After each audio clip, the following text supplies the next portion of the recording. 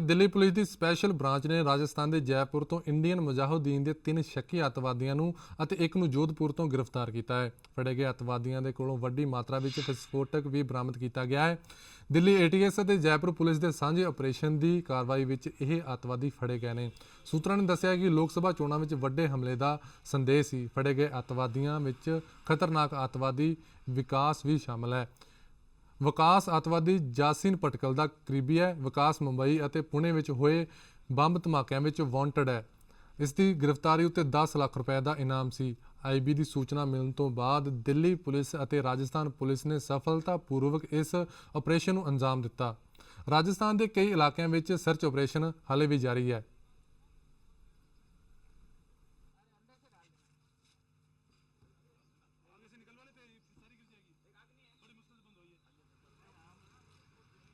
होती है इसको अपना कंप्लीट किया।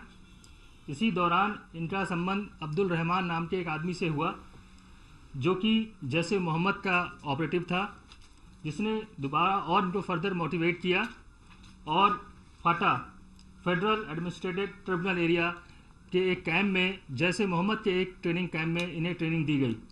बाद में अब्दुल रहमान ने इन्हें कराची में रियाज भटकल और इकबाल भटकल से मुलाकात करवाई और उनके डायरेक्शन पर सितंबर 2010 में ये इंडिया में टेररिस्ट एक्टिविटी के लिए आए। जब ये आए उस समय ये काठमांडू होते हुए इंडिया में एंटर किए थे। तब इनको काठमांडू में तहसीन इलियास मोनू जो कि एक वांटेड टेररिस्ट है, एब्सकॉन्ड कर रहा है, इसने इनको रिसीव किया और यहाँ पर लाकर यासीन भटकल जो अभी कुछ दिन पहले अरेस्ट हुआ था, इंडियन मुजाहिदीन का मेंबर, उसके डायरेक्शन पर इन्होंने दिल्ली में जामा मस्जिद में स्ट्राइक में पार्टिसिपेट किया। इसके बाद वाराणसी में टेररिस्ट स्ट्राइक हुई, उसमें पार्टिसिपेट किया। इसके बाद मुंबई के अंदर जुलाई 2011 में अटैक हुए थे जावेरी बाज़ार और ओपरा हाउस में, उसमें इन्हें पार्टिसिपेट किया। उसके बाद अगस्त 2012 में पुणे में जो स्ट्राइक हुई थी उसमें इन्हें पार्टिसिपेट किया। हैदराबाद में फरवरी 2013 में जो स्ट्राइक हुई थी उसमें पार्टिसिपेट किया। ये सारी एक्टिविटी लगातार करते आ रहे थे। दौरान ट्रेनिंग जब ये अपनी ट्रेनिंग कर रहे थे उस समय इनको आईडी बनाने की स्पेशलाइज्ड ट्रेनिंग दी गई थी और यही ट्रेनिंग ये आकर यहाँ पर जो इनके इंडियन मुजाहिदीन के एसोसिएट्स हैं इनको इन्होंने दी और इन सारे इंसिडेंट्स में आईडी बनाने और जो मेंबर्स थे उनको सिखाने में इन्हें मदद करी है। जब से यासीन भटकल ये पकड़े गए हैं, यासीन भटकल और असदुल्ला हड्डी पकड़े गए हैं, तब से ये देश के विभिन्न भागों में उड़ीसा, वेस्ट बंगाल, महाराष्ट्र, केरल, कर्नाटका में ये घूमते रहे हैं। और अभी हाल में जैसा सर ने बताया इनको ये डायरेक्शन थी कि जो ये राजस्थान में आकर राजस्थान मॉड्यूल के साथ एक कॉन्स्पिरेसी करनी थी, इसके लिए अजमेर आए थे और अजमेर में ये कल सुबह अप्रेंड किए गए और बाद में अरेस्ट कर इनका पुलिस रिमांड लिया गया। Thank you. सर मोटिव क्या था, टारगेट क्या था? देखिए, मैंने आप अपने शब्दों में बताया था कि इनका टारगेट था टेररिस्ट स्ट्राइक करने का। अभी प्रारंभिक पूछताछ ही हुई है, जैसा कि मैंने बताया कि ये कल ही पकड़ा गया और उसके बाद से हम लोगों ने टीम भेज करके जोधपुर, जयपुर में भी वहाँ पे 3 और आतंकवादी को पकड़ा और रिकवरीज हुए हैं।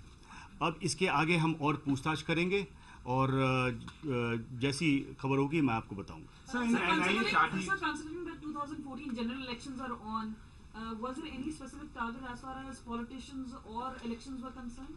I've already mentioned to you that we are interrogating. We are going to investigate the case further, and as and when we get to know anything definite, we will definitely inform you. Well, any important event, including elections, could be targeted, but at this point of time I cannot say that such a thing was targeted unless we interrogate and investigate further. I'll not be able to say anything further on this count.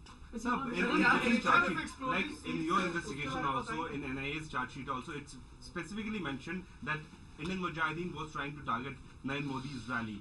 Yasin Bhatkal was wanted to do that, but much before that he was arrested. So was he thinking to, were they planning to carry out attack on Narendra Modi's rally like it has happened in Patna? I have already mentioned, we are at a very preliminary stage of interrogation. We had acted on the information provided.